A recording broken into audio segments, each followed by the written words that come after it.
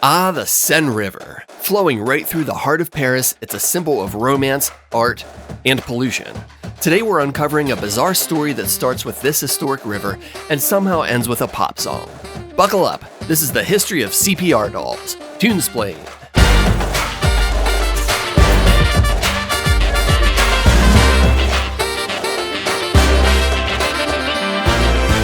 Welcome back, folks. This is a super unserious video that we've been kicking around the idea for a while now. So we just thought we'd look at some interesting bits of history and see how something random in the past can make its mark on pop culture today. Joining us live from Paris, we have Stacy and Father James. Stacy, how's the vibe over there? Vibes are immaculate. The Seine is giving vintage aesthetics, like perfect for the I'm casually better than you Instagram posts. Immaculate? This river's seen more bodies than the French catacombs. I'm standing in a city of sin and death over here. Funny you should mention that. Let's take a quick historical dive, shall we?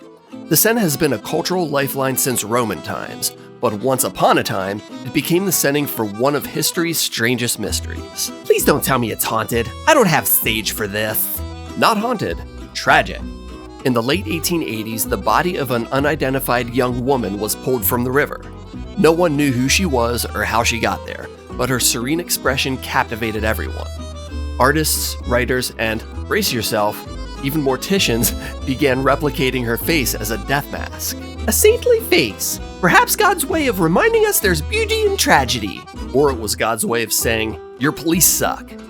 Anyway, the death mask of L'Inconnu de la Seine, and apologies to French people if I botched the pronunciation, the unknown woman of the Seine became a cultural icon. By the 20th century, she was everywhere, inspiring everything from art in people's homes to CPR dolls.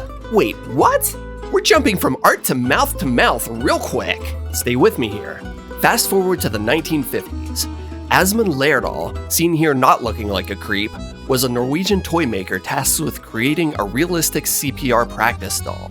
He needed a face that was approachable, calming, and most importantly, lifelike.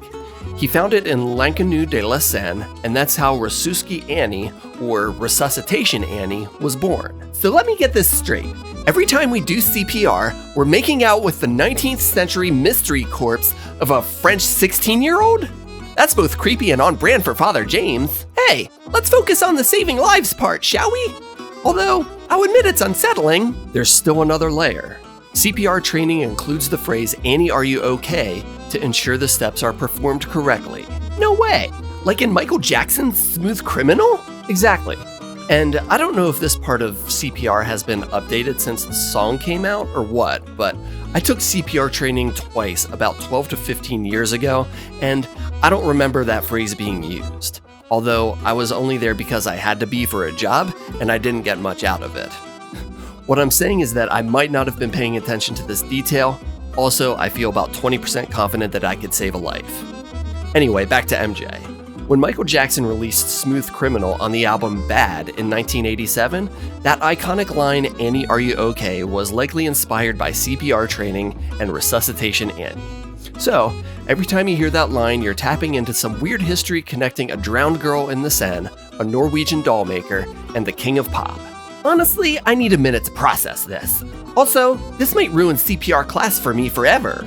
I'm just grateful Michael Jackson didn't put the lyric in a love song. Can you imagine? Annie, are you okay sung to the tune of Lady in My Life? Or In the Closet or something?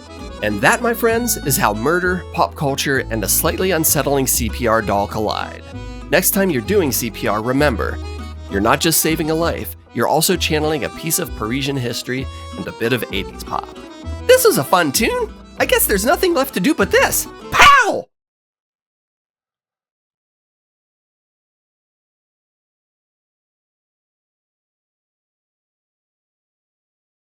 What are you guys doing?